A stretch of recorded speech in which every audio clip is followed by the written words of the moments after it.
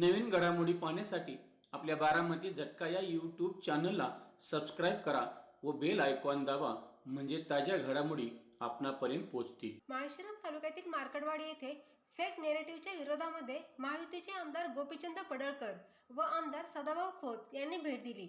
देशाचे माजी केंद्रीय कृषी मंत्री शरदचंद्र पवार, जयंत पाटील यांच्यासह अनेक मान्यवरांनी फेक नेरेटिव्हच्या बद्दल वातावरण निर्माण केले होते. त्यांना चोख उत्तर देण्याकरिता आमदार गोपीचंद पडळकर व आमदार सदाभाऊ खोत आले होते. हेलिकॉप्टरने आल्यानंतर त्यांचं जंगी स्वागत करून बैलगाडीतून कार्यक्रमस्थळी आणण्यात आले. यावेळी कार्यकर्त्यांनी त्यांना खांद्यावर घेऊन व्यासपीठाकडे जयघोष करत आणले.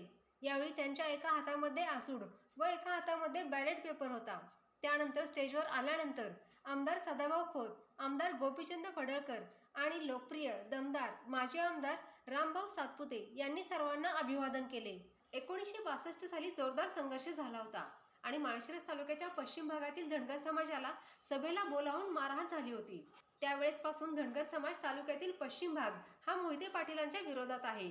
त्यामुळे मोहिते पाटीलांनी उभा केलेल्या उमेदवाराला या गावातील कोणताही माणूस मतदान करू शकत नाही. तर आपण प्रत्यक्षच पाहूयात. भारतीय जनता पक्षाचे निमंत्रित राज्य कार्यकारिणी सदस्य व माळशिरस नगरपंचायतीचे माजी नगराध्यक्ष डॉक्टर अप्पासाहेब देशमुख आणखी काय म्हणतायत.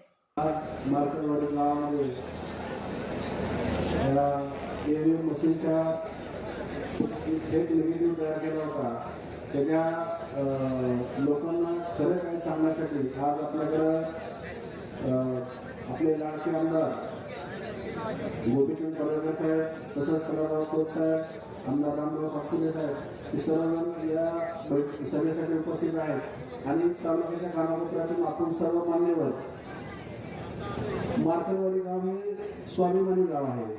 कारण आता बऱ्याच लोकांना, तरुण कार्यकर्त्यांना मार्कडवाडी, फोडशिरस, माळशिरस, तिरवणी या गावाचा इतिहास माहिती नाही.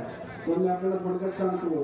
तर बऱ्याच जुन्या लोकांना माहिती असेल 1962 साली जो काही संघर्ष झाला आणि माळशिरस तालुक्याच्या पश्चिम भागाच्या धनगर समाजाला क्रूजमध्ये सभेला बोलवून जी काही मारहाण झाली होती, त्यावेळेस पासून माळशिरस तालुक्याच्या पश्चिम भागाचा धनगर समाज हा मोहिते पाटलाच्या विरोधामध्ये आहे. हा पश्चिम भाग मोहिते पाटलाच्या विरोधातला आहे. त्यामुळं ह्या गावाचा उत्तम जानकरला विरोध नाही, पण ह्या गावातला कुठलाही सिंगल माणूस मोहिते पाटलांनी उभा केलेल्या उमेदवाराला मतदान करू शकत नाही. ही सर्वांनी पहिली गोष्ट लक्षात घेतली पाहिजे. त्यामुळं माळशिरस असेल, तिरवंडी असेल, मार्कडवाडी असेल, फोडशिरस असेल, तालुक्यातले असंख्य गाव आहेत की ही तालुक्यातल्या पश्चिम भागातल्या गावांनी कधीही मोहिते पाटलाच्या उमेदवाराला आणि मोहिते पाटलाला मतदान केलेलं नाही आणि ते करत नाहीत. त्यामुळं उत्तम जानकर हे मोहिते पाटलाच्या पाठीवर उभं राहिले होते आणि त्या गावामध्ये राम सातपुते साहेबांच्या 5 वर्षीय कार्यकाळामध्ये खूप मोठं काम झालं. आज 22 कोटी रुपयाचं काम मार्कडवाडी गावासारख्या ठिकाणी जर होत असेल तर ती काही सोपी गोष्ट नाही. कारण तालुक्याच्या गावाला सुद्धा पैसे कधी येत नव्हते. तेवढे पैसे आपण मार्कडवाडी गावासाठी आमदार राम सातपुते साहेबांनी दिले, त्या ठिकाणी विकास केला. त्यामुळं या गावाने पूर्णपणे आमदार राम सातपुते साहेबांच्या पाठीमागे ताकदीने गाव उभं राहिले. आता आमच्या गावाला उदाहरण सांगतो. माळशिरसमध्ये सुद्धा 2250 मताचा आमदार राम सातपुते साहेबांना लीड आहे. तर तिथे तुम्ही का नाही फेक निगेटिव्ह म्हणत, तिथे का तुमचा एमचं म्हणत नाही, तिथे सुद्धा तुम्ही म्हणायला पाहिजे ना. तर ह्या मार्कडवाडी गावाची जनता स्वाभिमानी आहे, ती जनता हुशार आहे. त्यामुळे तुम्ही उभे ह्या लोकांना येऊन टॉर्चर करणं, ह्या गावातलं वातावरण खराब करणं, वातावरण दूषित करणं ही चांगली गोष्ट नाही. आणि आपले नूतन आमदार काल मीडियाला, सोशल मीडियावरती बोलताना म्हणले की गोपीचंद पडळकर हा छोटा कार्यकर्ता आहे. पण मी तुम्हाला सांगतो, गोपीचंद पडळकर छोटा कार्यकर्ता आहे का मोठा कार्यकर्ता आहे शरद पवारांचा विचारा.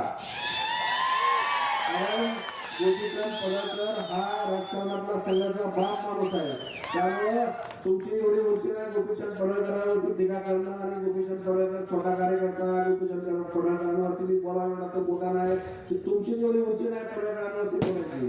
कारण आज तो बहुजन समाजाच्या हृदयातला, त्यांच्या घरातला ताई झालेला माणूस आहे. त्या माणसाला महाराष्ट्रातल्या नाही, परत शेजारच्या राज्यांमध्ये सुद्धा कोणी ओळखत नाही असं नाही.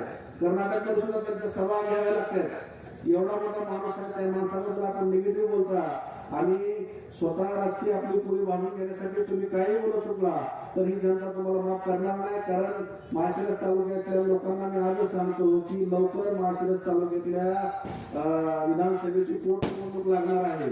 कारण उत्तमराव जानकरांचा दाखला लवकर वाढ होतोय. त्यामुळे आपण पुन्हा एकदा या निवडणुकीला समोर जायची तयारी ठेवा.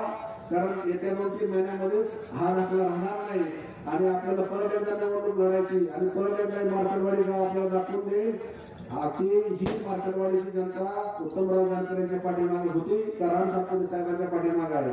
एवढंच मी बोलतो आणि माझे 2 शब्द संपवतो. जय हिंद, जय महाराष्ट्र.